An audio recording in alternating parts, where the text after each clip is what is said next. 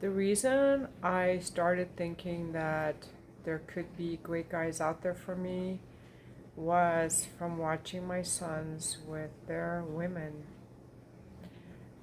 So one of my sons is married, and the other one has a girlfriend that he's been with for many years. And over the years, and lately having spent more time around them, seeing how they treat their women, they each have one woman. How happy the women are with them. And my friends being like, "Oh my God, your son is amazing. The wife is amazing. The girlfriend is amazing. Like, you're so lucky." Yes, seeing them, and I guess for you it could be being around somebody in a healthy relationship. Being around someone in a healthy relationship. For me, it happened to be my sons. I don't know anybody else in my life that I has a relationship I admire, to be honest. But seeing them was like, wow, it is possible. It is possible for a relationship to be like fulfilling and a source of joy and companionship and excitement and adventure. And for me, it happened to be in seeing my sons.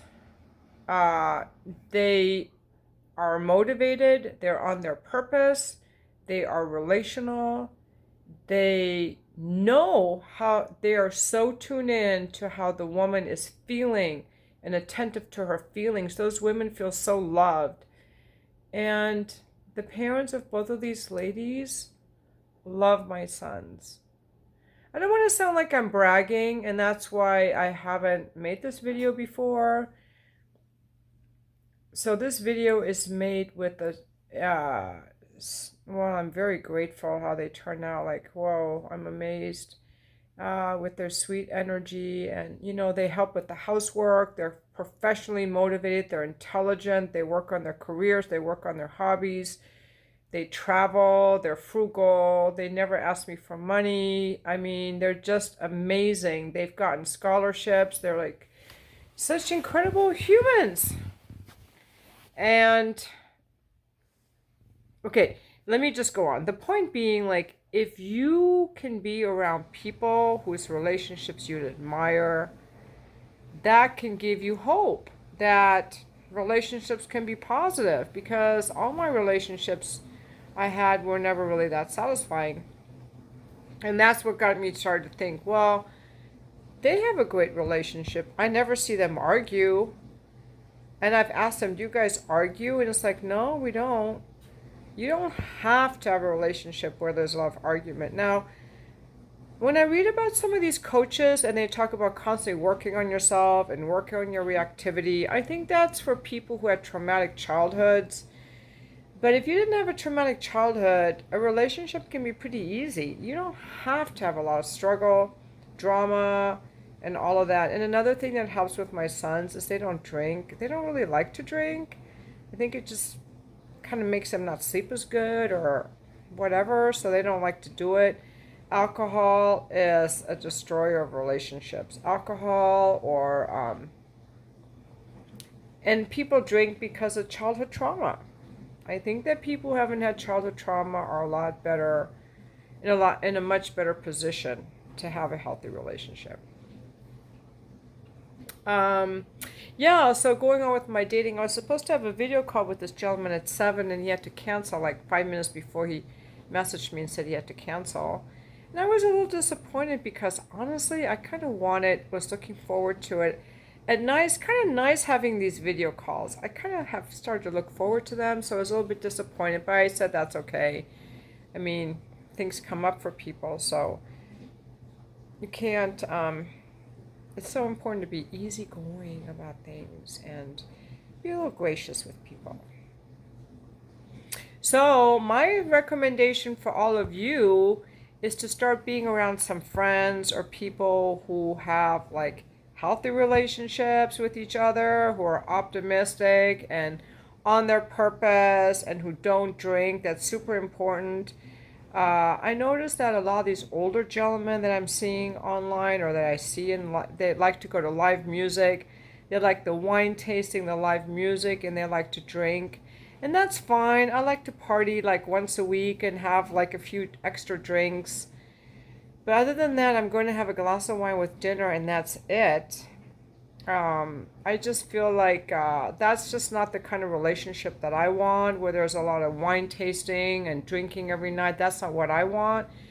It's fine for people who want it and they can handle it and all of that, but uh, it's not what I want. It's not what I want. Um, so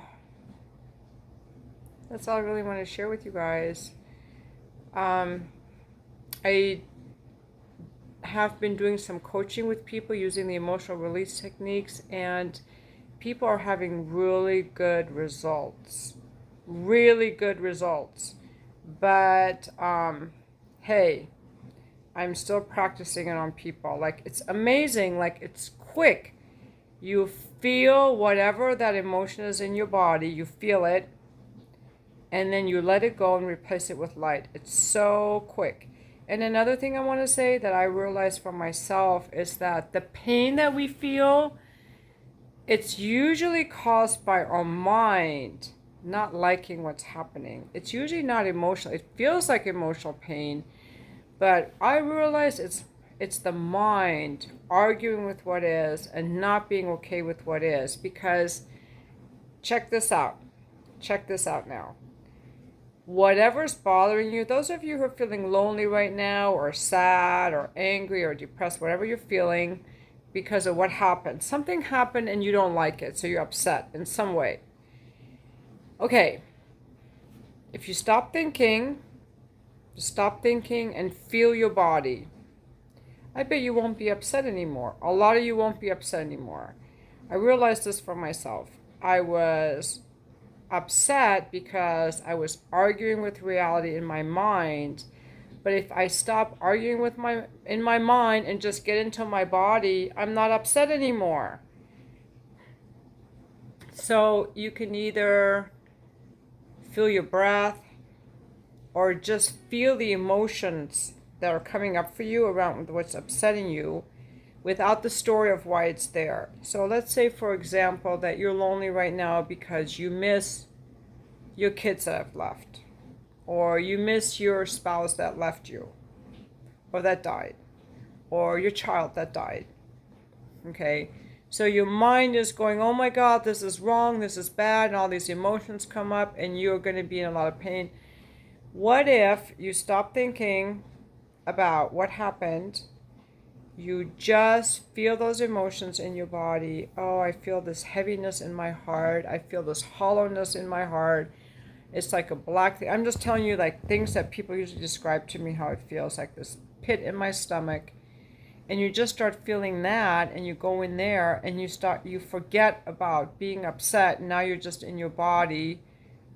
But you didn't distract yourself by running away. You actually got present to what's actually going on, and you stopped arguing with reality. You're actually just being present in your body, embodied experience.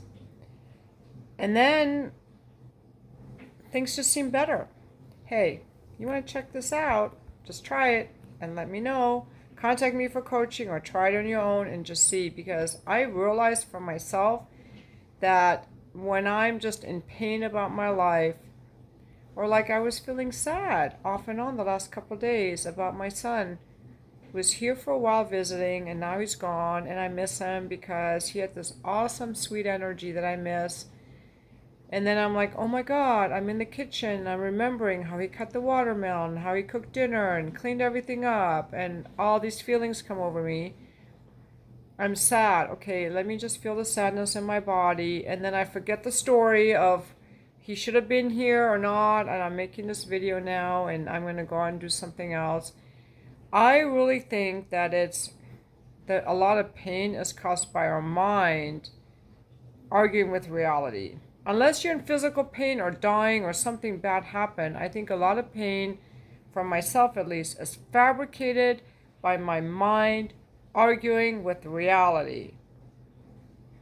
And I'm always trying to figure out how to keep it Zen. I don't want to feel any fucking pain. Always trying to figure out how to not feel any pain and how to just be Zen. And that was another thing I realized in the last day was it's my thoughts causing the pain, because the thoughts cause emotions, and then you're stuck in this cycle because you keep spinning your thoughts and you're addicted to your thoughts, and your thoughts are real and you're arguing with reality. Stop thinking. Sometimes you just have to stop thinking, get into your body, and then the world is a much better place. Now that doesn't work probably if you have like some horrible disease or you broke your leg or something, but I'm talking about self-fabricated pain. There's nothing going wrong, but your mind is arguing with reality. So now this video was about two things: how seeing people in healthy relationships and being around them and knowing it's not Instagram bullshit, it's actually honestly real, fulfilling relationship for them. Gave me hope that there could be other guys out there that are great for me and that I could have a great relationship. And secondly, this video is about a lot of our pain is fabricated through our thoughts and resisting what's happening, resisting reality instead of just being flexible and going with it. That's what we have to do. Life is full of changes and we have to embrace it. One thing I do want to say about that's helped me too, like with the thing with my son. He's actually going to medical school. I don't know if I told you guys that before. Probably not, because I try to keep my kids' lives really private. But, it's something he's been wanting to do since he was very young. And he's worked hard. He was a scribe in some emergency rooms in several hospitals when he was in college. He worked his way through college. He paid his own rent. He worked in the lab. He worked for a dermatologist. He had scholarships. Like, he was just always, and then he was still spending time with his girlfriend and cooking dinner and like so sweet, and giving me advice. And he's not a doormat. He is a very empowered guy. And just thinking about, okay, let me get in his shoes. He's excited. He's finally going to medical school. Like, it's exciting, He and his girlfriend are excited for their new life. And instead of thinking about, oh, poor me, I miss him, it's like, get into his world. Like, he's freaking excited. I remember when I was 20, I had moved back home to finish college. I moved out in my early 20s and I came back in my mid 20s so I could go to school full time. And when I was close to graduating, I moved away. And I remember my mom feeling so sad when I left and me just being mad, like, don't put that on me. I'm excited for my new life. I'm excited to be getting married and moving to a new state and starting my new life. And that's how the kids feel when they grow up. And how about we get in their shoes and feel their excitement? And how about I take some of that excitement and bring it into my own life? What can I get excited about? Where can I work hard and be like that? Where can I cook more and play piano more and do things more the way that he's doing? He's this cool guy because he doesn't sit around and just lazy ass it. He keeps his word. He's committed. He's excited about things, I think one thing that helped my kids a lot, they went to Montessori school for many years, and Montessori really nurtures like your love of learning and empowering children, and especially the love of learning. And that's one thing I have to say all my kids have is a love of learning, and something I have too. So those are just some random thoughts I wanted to share with you guys. If any of you guys like to watch my videos. And I want to show you guys this too. This is so pretty. I bought these beautiful flowers. Let me change my lighting. These beautiful flowers, and these are beeswax candles. I don't know if you can see.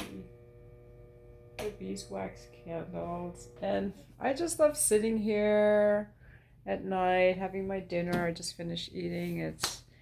I just love being in my apartment. It's so cozy and it's so nice. And sometimes I just sit here and I look at those beautiful candles and those beautiful flowers, and I just feel content, you know? That's it. Thank you for watching my video.